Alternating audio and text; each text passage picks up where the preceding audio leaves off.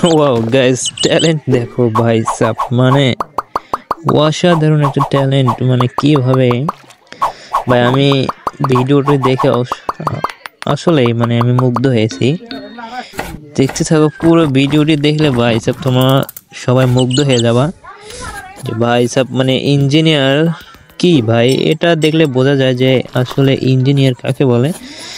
এত অল্প সময়ের মধ্যে এত সুন্দর একটা প্রেজেন্টেশন, এটা আসলে একটা মানে কি বলবো ভাই, ভাষায় খুঁজে পাচ্ছি না।